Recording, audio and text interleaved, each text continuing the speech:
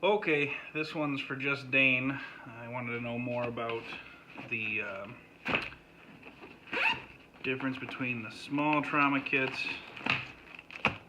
and the heavy duty ones that I got in here. Okay, so basically, as I said in the other videos, the difference between these two is this one has EMS quick clot as well as an attached Israeli bandage. Now you can find these opened up and all over YouTube, but so I'm not going to waste one now going into that.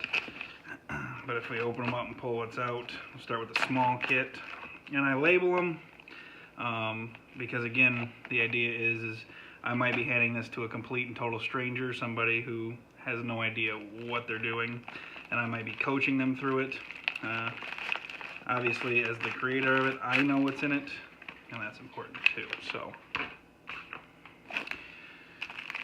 first thing we'll have is a very large, I say very large, but an ABD pad, 5 by 9 inches. This guy opens up into a fairly large dressing. Pair of nitrile gloves. Nitrile over latex because you never know who's got allergies. These guys work just as good, if not better, and they're pretty much used industry-wide now. I've got four 4x4 gauze pads. These are, you can double them up if you need something smaller. I got 4 of those and 2 wraps. Now these guys here are just 2-inch gauze rolls by 3 yards, and so when after you're done putting these guys on or this guy, you can wrap the wound with these, or they can be used by themselves. That's what's in the small kit. I open up the heavier kit.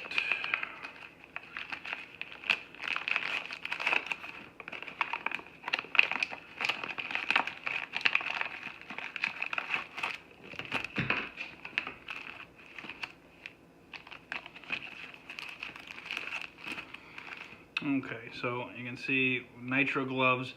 Early on, when I packed these in, I used just these little pieces of paper, and I glued them together.